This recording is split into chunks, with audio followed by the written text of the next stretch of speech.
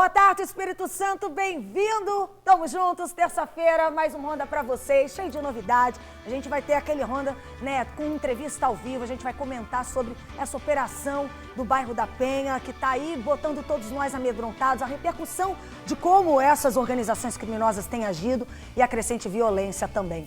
Então a gente tem muito mais aqui no programa, depois eu vou explicar essa novidade. Vocês estão doidos, curiosos, né? Eu vou detalhar qual foi a de hoje. E vocês vão ver também aqui no Ronda um idoso atingido por uma bala perdida enquanto descansava na varanda de casa. Foi uma manhã violenta em Cariacica, de um homem que morreu durante um confronto com a polícia e moradores fecharam a rodovia em protesto. E tem também a repercussão, como eu falei, da operação da polícia no Complexo da Penha, tá bom? Vamos voltar ao vivo, já direto lá para o Morro dos Gama, né? O Luciano estava acompanhando agora, vocês viram no Tribunal Notícias. Quem está chegando agora, né, vai se entreter desse confronto que teve com o homem morto lá no Morro dos Gama, né? A população fez um protesto, teve explosivo sendo estourado também. E a gente vai acompanhar agora. Luciano, boa tarde. O negócio está tenso ainda aí, a polícia está trabalhando, né?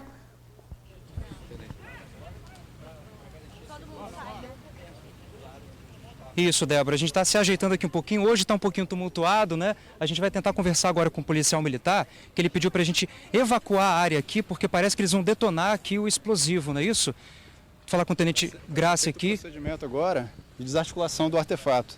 Não tem certeza se é ou se não é uma bomba. Então vai ser feito o procedimento padrão, vai ser isolada a rodovia e isolar toda a região aqui para evitar, se realmente for uma bomba, ela vai explodir. Se não for, melhor, né? Mas tem que seguir o protocolo e evacuar totalmente aqui a região, parar os dois sentidos da BR para fazer esse procedimento aí. Agora, quais são os... Se trata que não sabe ainda se é um artefato explosivo. Não dá para ter certeza, mas aí, na dúvida, a gente tem que seguir o protocolo padrão, que é isolar, porque caso venha acontecer um imprevisto, aí a gente está mais tranquilo. Agora a gente viu aqui que o policial militar ele veio até a área isolada, ele olhou, talvez bateu foto, tirou fotografias ali do artefato, ele repassou as informações para os outros militares do esquadrão. E quais são também aquelas sacolas amarelas, aquelas sacolas brancas, né, que eles colocaram ali em volta? Foi feita análise prévia por parte do técnico lá de explosivista e agora ele colocou sacos de areia ali para abafar uma possível explosão. Mas agora o procedimento deles lá, eles são os técnicos, né, no assunto, deixar eles trabalharem agora, vamos isolar o local para ficar melhor para eles trabalharem, ok? E a residência ao redor tem algum risco ou aqui é abandonado? Não, aqui não tem, aqui é só comércio, já foi isolado já o comércio, já está tranquilo. Não existe dano, assim, nem risco de acontecer nada de mal aqui, né? É o que a gente torce. Estão tomadas todas as providências aí para evitar qualquer risco aí, ok? Bem, obrigado, Tenente Graça, e a gente agradece muito, né, todas as palavras que ele nos disse agora, Débora e amigo do Ronda. Olha só, tá meio tumultuado hoje aqui. Vamos descer aqui, Cícero.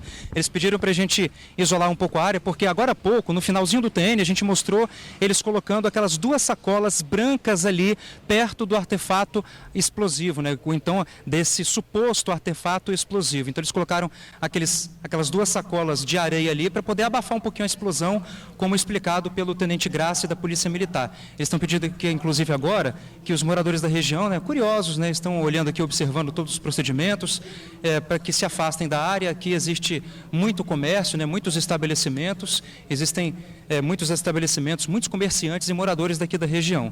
Então a gente está afastando aqui conforme o pedido da Polícia Militar, a gente vai chegar um pouquinho para lá, né, porque parece que eles vão detonar esse artefato. Se detonasse, explodir, de fato era uma bomba, mas se o procedimento não acontecer nada demais, segundo a explicação do Tenente Graça, né, isso não se trata talvez de uma bomba. O fato é que eles pararam toda a BR aqui, a gente está mostrando aqui nas imagens do Cícero, né? Eles pararam toda a BR aqui e a gente está bem distante, porque, lá, nos dois sentidos, né? No sentido Serra-Cariacica, parado, e também sentido Cariacica-Serra, também tudo bloqueado. Todo o procedimento está sendo acompanhado pela Polícia Rodoviária Federal. Cícero, vamos passar para cá, porque está um pouco perigoso, né? Hoje está um dia meio tumultuado, meio agitado aqui para a gente, mas a gente vai continuar mostrando ali de prontidão, Débora, olha lá. Agora eles estão se preparando para vir aqui para tentar detonar esse artefato. Repetindo, se for uma bomba, ela explode. Se não for, não explode. A gente espera que não seja, não é isso?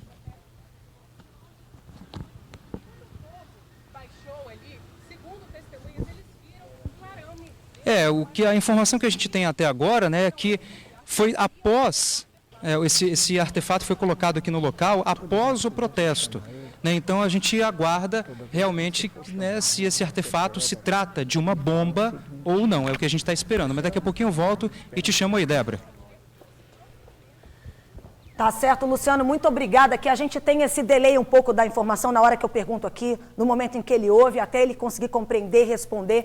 Ele está apurando, a gente não vai sair de lá, a gente vai continuar, depois a gente volta com mais informações, até porque isso é um protesto de moradores que ficaram consternados com a morte de um jovem, um menino de 18 anos, que é motoboy, que estava voltando para casa durante a madrugada, fez uma madrugada toda de trabalho com lanche, então a população está dizendo que ele era trabalhador, que ele não estava com nada de errado. A gente ainda não tem essa apuração da polícia, porque a polícia levou o corpo dele, né, a família ficou nesse desespero e a população partiu para a rua, né, desceu ali para a rodovia para poder protestar e a gente entender o que está por trás disso. Que a polícia agiu em operação verificando uma atitude suspeita, como se estivesse revidando a uma injusta agressão. Agora, esses pormenores a gente vai trabalhar aqui, vai comentar. Se não for agora no Tribuna Notícias, segunda edição, a gente vai aguardar uma explicação para esclarecer esse fato, porque se trata de uma vida e tem várias operações acontecendo com desdobramentos que a gente vai fazer a ronda aqui.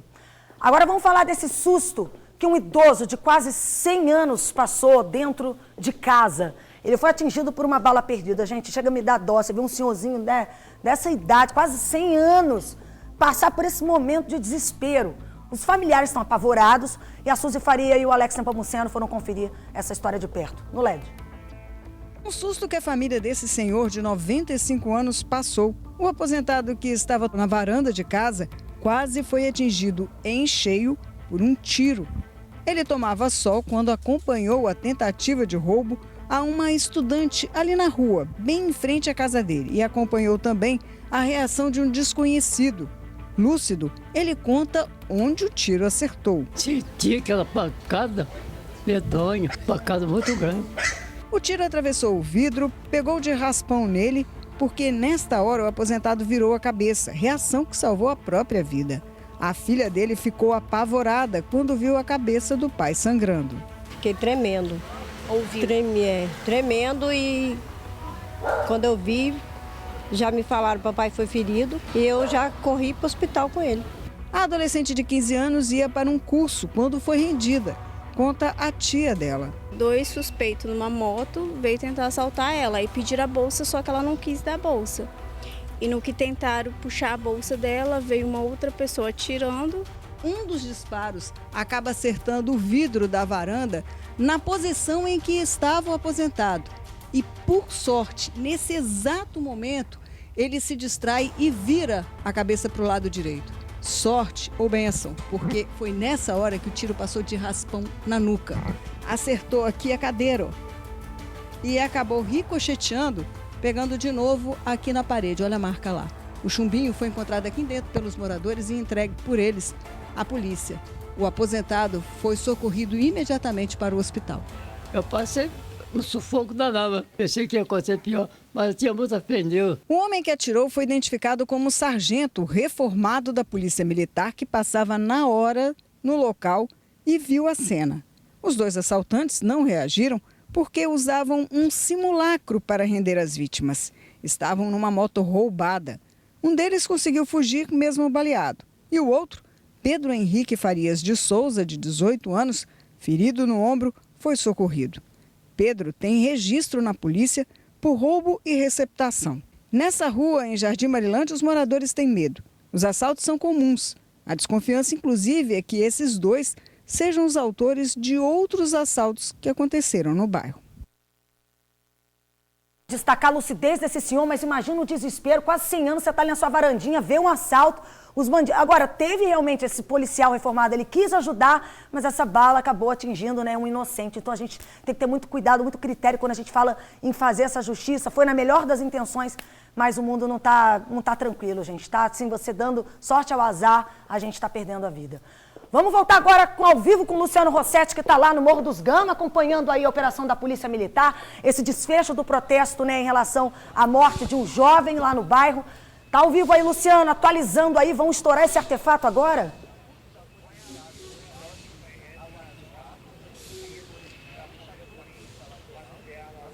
Exatamente, Débora. Vamos lá, olha só, o que aconteceu? Está vindo agora aquele policial preparado com todo o equipamento né, do esquadrão antibomba. Eles estão atravessando a área do isolamento. Agora há pouco eles colocaram aquele escudo ali e antes disso 2 sacos de areia, né? Porque se caso explodir, se trata de uma bomba. Se não explodir, não é uma bomba, é o que a gente está torcendo. Mas agora eles vão colocar ali um equipamento, né? Esse policial, né, todo equipado, esteve aqui antes, a gente mostrou no TN, ele se preparando, tirou foto do artefato, ele se aproximou bem, né, analisou, fez todas as análises e passou o resultado dessas análises para os outros militares do esquadrão antibomba. A gente está sendo aqui orientado pela Polícia Militar para ficar afastado, né? Agora há pouco a gente conversou com o Tenente Grassi, que passou todas as orientações e todos os procedimentos que serão adotados, e agora a gente vê aí esse policial do esquadrão antibomba todo preparado, com capacete, todos os equipamentos possíveis. Agora ele está preparando aí para ver se ele consegue detonar esse artefato, né? Repito, se caso explodir, trata-se de uma bomba. Agora, se não explodir, que é o que a gente torce, né? A gente torce para que seja um alarme falso.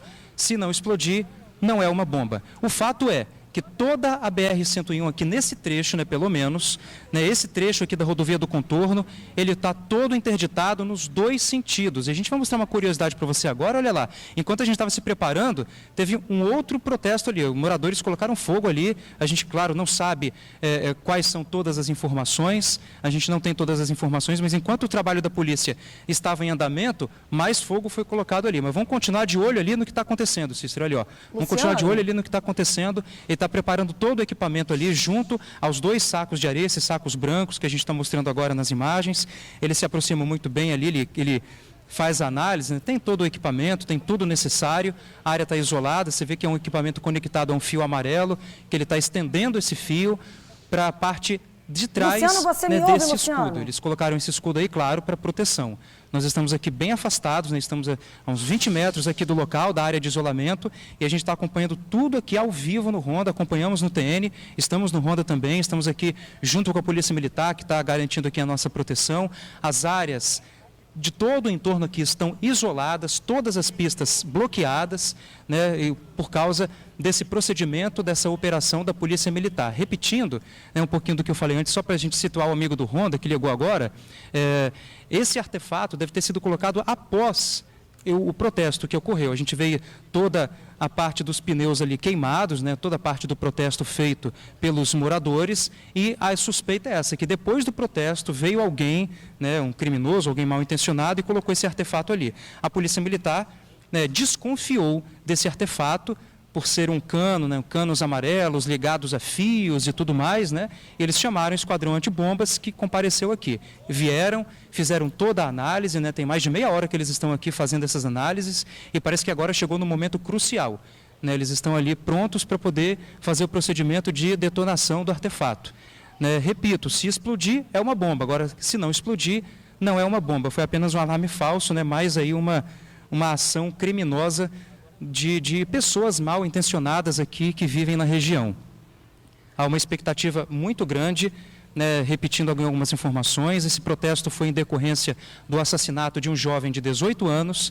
Né, segundo os moradores, ele estava chegando em casa de moto, ele trabalhava com vendas, né, como motoboy também. Essa informação que os moradores nos passaram. E agora a gente acompanha todo esse procedimento agora, parece que eles vão detonar. Olha lá, eles estão dando uma voz de comando, estão gritando. Opa, acabou de detonar. Né, agora a gente vai ver se realmente se tratava de uma bomba, né? Mas o fato é que o perigo talvez não exista mais. Eles colocaram aqueles 2 sacos de areia ali para poder garantir uma proteção, né? Como o policial falou com a gente agora há pouco, o Tenente Grassi, para poder abafar um pouquinho, para que nenhum, né, dano, nenhum mal se espalhe, né, por causa em decorrência da explosão. Agora a gente vai mostrar de novo aqui mais detalhes, né, sobre o procedimento adotado. Vou falar aqui agora com o Tenente Grassi. Tenente Grassi, explodiu aqui, né, a gente está ao vivo no Ronda Geral, a gente percebeu que houve uma explosão. Será que se tratava de uma bomba mesmo? Pois é, quem vai dizer vai ser o técnico explosivista, mas em princípio a impressão que a gente tem é que era algum explosivo, algum tipo de explosivo. Não necessariamente uma bomba, talvez um foguete, alguma coisa nesse sentido, mas em princípio explodiu mesmo. Porque houve uma explosão, o senhor disse para a gente, né, agora há pouco, na sua entrevista que o senhor concedeu para nós aqui da imprensa, né, que caso houvesse, né, a detonação, se trataria de um explosivo. E explodiu, né? Sim, possivelmente é algum tipo de explosivo, talvez não uma bomba em si, mas um artefato que veio a explodir, mas eu vou tirar a dúvida ali com o explosivista, de verificar exatamente, tecnicamente, o que aconteceu ali.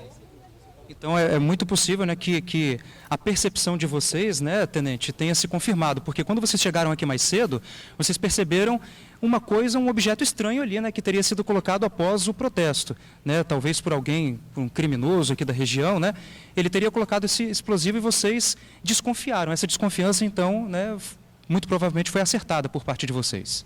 Exato, assim que iniciou-se a limpeza ali do local, foi verificado esse artefato, então imediatamente a gente isolou para seguir todos os protocolos em caso de suspeita de bomba. Então a gente fez o protocolo e, em princípio, aí a gente obteve êxito aí na situação. Tenente Graça, muito obrigado por seu trabalho, né, por seu serviço e por ter nos dado proteção também nesse caso bem peculiar, né? A pista acabou de ser liberada aqui, Débora. Né, os dois sentidos da pista estão sendo liberados. O sentido Cariacica-Serra foi liberado primeiro e logo em seguida o sentido Serra-Cariacica será liberado. Né, nesse meio tempo a gente mostrou ali um outro protesto dos moradores e a gente mostra aqui também ao vivo que o artefato foi, né, explodido. Realmente, talvez, né, muito provavelmente, a gente vai confirmar isso ainda, talvez se tratasse realmente de um explosivo mesmo. E a gente volta com você, Débora, com essa imagem aqui. Graças a Deus, nada de pior aconteceu, não é isso? Volto com você. Muito obrigada, Luciano. A gente acompanhou aqui aflito, né, ansioso, assim, realmente houve um estouro, não foi de grandes proporções, mas é curioso de você ficar até perplexo de por que um artefato desse estava num protesto, isso seria usado contra a polícia, isso seria ou foi algo para intimidar, a gente ainda não sabe. Mas esse tema nos remete também a ontem que a gente veio falando da operação também no Complexo da Penha, depois de artefato também ter sido colocado, incendiado o carro da emissora Record aqui do Espírito Santo, e mais um carro metralhado, ou seja, no pacote dessa violência, nesses confrontos e nessas operações policiais, a gente convidou o presidente da Comissão de Segurança da OAB, Henrique Arquinhoff. Uma boa tarde, pode vir aqui, está ao vivo no nosso estúdio. Obrigada por ter vindo, tudo bem? Boa tarde, tudo bem. Henrique, doutor Henrique, a gente está assistindo uma sucessão de fatos. Tudo bem que esse caso é um protesto de moradores em relação a uma morte, né, que a população julga de um inocente. Isso ainda vai ser apurado, a polícia está fazendo uma operação para sacudir, né, suspeitos. E a gente teve ontem, em paralelo a isso, né, a operação no bairro da Penha, que foi uma operação maior, com cumprimento de mandado de prisão, né, em aberto, ou com outras investigações, mas que também culminou num carro incendiado, que a gente está vendo imagens aqui, né, há uma afronta também à liberdade de imprensa, porque os jornalistas, nós trabalhamos para levar informação à população e questionar sobre tudo isso que está acontecendo. Queria que o senhor falasse lá com o pessoal de casa, se delimitássemos um panorama. Essas facções estão ganhando poder, elas estão afrontando. A gente está vivendo um terrorismo urbano? Uma ação como essa é certamente terrorismo, né? Ela não tinha nenhuma outra finalidade. Não foi para ganhar dinheiro, não foi para conquistar território, foi para implantar o terror, tanto na imprensa como na população em geral, e desgastar as autoridades. Mas mesmo nos fatos antecedentes, o atentado lá, a fábrica de quentinhas, o que a gente percebe é uma imitação do que estão fazendo as facções nacionais. As facções nacionais perceberam a possibilidade de adaptar para o dia a dia delas táticas típicas daquilo que no meio militar se chama de guerra irregular ou guerra assimétrica, chamadas guerras de quarta geração. As guerras antigas eram no corpo a corpo, depois veio a arma de fogo, depois se tornou importante a mobilidade, e a partir da Guerra do Vietnã, o que começou a preponderar? Ações de guerrilha, ações de terror, a utilização da comunicação, né? Hoje a guerra se faz na internet, se faz usando rede social. Então eles passaram a imitar aquilo que fazem a Al-Qaeda, que fazem esses grupos terroristas. É claro que a intenção do traficante não é declarar a independência de nenhum país, não é mudar o governo. Não é uma vitória específica de ganho material. O que eles querem é dominar as cadeias e as suas regiões de tráfico. Controle do poder, né? Da região onde ele quer atuar no tráfico somente. Mas ele usa essas táticas que são muito mais eficientes com menos recursos, né?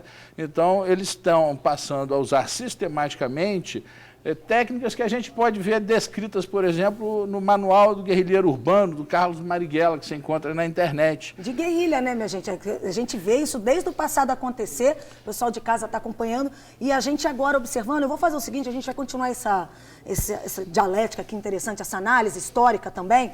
Eu vou chamar o VT que a gente preparou para mostrar como é que foi esse confronto policial, essa operação da PM, né, de criminosos que primeiro metralharam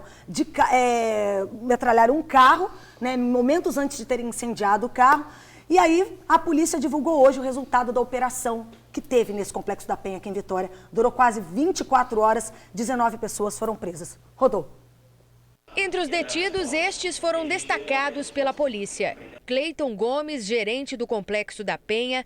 Marcos Antônio de Souza, conhecido como Damião, é apontado como o autor do disparo que matou Pamela Soares, que estava grávida no bairro Gurijica, em Vitória, em agosto do ano passado.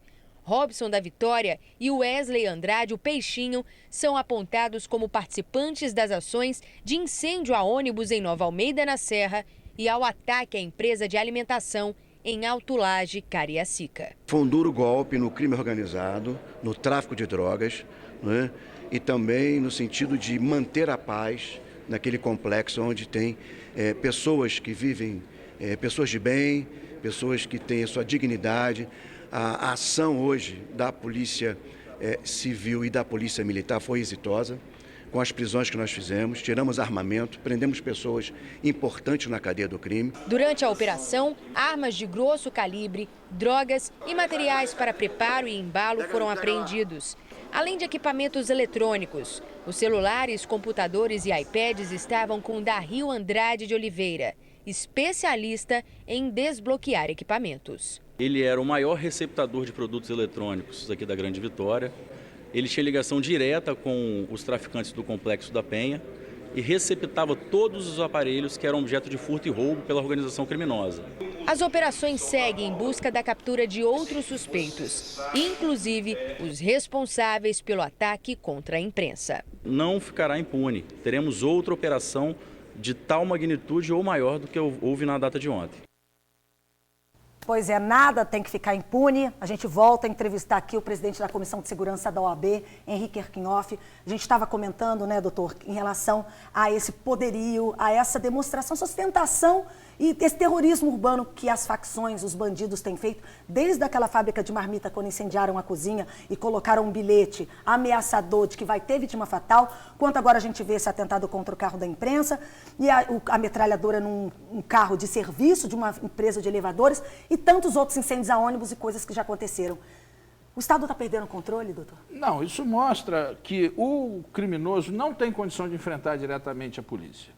Mas ele usa esses artifícios para implantar o terror na população, para desgastar a autoridade, para fazer a autoridade gastar recursos, perder tempo correndo atrás dele, bem como descrevia mesmo Carlos Marighella na sua tática de guerrilha urbana. Então, ele segue uma lógica de, já que eu não posso vencer uma batalha direta, eu quero tentar ganhar pelo desgaste. Essa que é a lógica dele. E é claro, um terrorismo que vai acontecendo para os inocentes, nós, moradores, cidadãos, de vivenciarmos parecendo esse medo crescente, como se a polícia estivesse fora de controle, o Estado não estivesse controlando realmente. O que eles fazem é isso, aproveitam qualquer momento ali e fazem um pequeno, é claro que para quem está ali sofrendo é uma coisa de grave extensão, mas ele pratica ali um crime, sai correndo, ele não fica ali para enfrentar a polícia, ele sabe que não tem condição de enfrentar a polícia. Mas é o que sempre fizeram os guerrilheiros, né? Só para a gente fugindo. terminar, para fechar mesmo o pensamento, que eu queria que o senhor, pela análise, pela experiência que o senhor tem como ex-secretário de Segurança, à frente do OAB, se o senhor vê solução, algo que possa imediatamente fazer para controlar essas poderes. Se os criminosos se adaptaram a essas táticas de terrorismo, de guerrilha, vai ser necessário que as autoridades se adaptem também às táticas de contra-terrorismo, contra-guerrilha. Vão precisar usar muito da inteligência e principalmente da contra-inteligência. Então, a lógica é você se adaptar a essas regras da guerra de quarta geração, da guerra assimétrica. Tem muito trabalho a ser feito. Muito obrigada pela entrevista, pela análise. Convidamos mais vezes para a gente comentar sobre tudo isso que está acontecendo. E a gente continua o Ronda Geral no meio de notícias tão tensas, né? Que mexem com o nosso cotidiano. A gente também tem que dar uma pausa, a gente tem que pensar na gente positivamente, atrair boas energias. Eu tô dando essa pausa que agora a gente vai pro intervalo, mas para falar dessa coisa boa, que é o que recarrega minhas energias durante o dia. Eu sou acelerada, tá? Sexta-feira, vocês sabem que também tem novidade aqui no programa. Daqui a pouco eu conto. Eu vou pro intervalo, mas vou com o meu cafezinho todos os dias, meu café meridiano, que tem qualidade, economia, com 3 colherzinhas, eu já tô aqui, ó, no copão, na xicrona, né? Com 3 colheres aqui você faz 1 litro de café. Vou dar um gole e espero vocês para a volta do Ronda Geral. Até já. Estamos de volta com Ronda. Gente, em Vila Velha, bandidos renderam um motorista de aplicativo e foram até um posto de gasolina para tentar arrombar um caixa eletrônico. Olha a trama. No LED, rodou. O caixa eletrônico não chegou a ser destruído como queriam os assaltantes. Nem ao menos a ação permitiu que os criminosos tivessem acesso ao dinheiro. Tentativa frustrada de arrombamento que começou de um modo bem estranho. Assistindo a toda essa ação, imaginem só, não estava apenas o frentista do posto, mas o motorista do Uber, que levou os bandidos até o local que fica na reta do aeroporto. É isso mesmo, os ladrões pegaram um Uber para ir até um posto de gasolina na reta do aeroporto para arrombar o caixa eletrônico. O motorista do Uber acabou contando o seguinte: ele estava indo para Vila Velha quando recebeu uma chamada pelo aplicativo para pegar um passageiro na Vila Rubim. Era uma mulher, só que quando ele chegou ao local, ela não estava. Ele estava enviando uma mensagem para ela quando um homem abriu a porta do carro e entrou rapidamente. Estava agitado, com muita pressa. Esse homem disse que a mulher chamou o veículo para ele e que ele queria uma corrida até Nova América. O motorista do Uber foi, levou, deixou o homem lá. Mas quando estava retornando para ir embora, outros 2 homens entraram no carro dele e o renderam. Mandaram que ele fosse até esse posto, lá na reta do aeroporto. E quando chegou lá, o motorista ainda teve que ficar junto com o frentista, assistindo a tentativa de arrombamento ao caixa eletrônico. Como tudo deu errado e com medo de serem presos, os ladrões voltaram para o carro e abandonaram o local. Acabaram deixando o motorista do aplicativo na estrada do Dique, em Vila Velha, e roubaram dele o veículo e os pertences pessoais. O motorista deu queixa do fato na Delegacia Regional de Vila Velha. A gente fica impressionado com a logística do crime, quando é para fazer coisa errada, pegar um Uber, ir para um tal lugar, para depois chegar para pegar um caixa eletrônico. Ele quer de carro, né? Ele não roubou, mas ele pegou um aplicativo.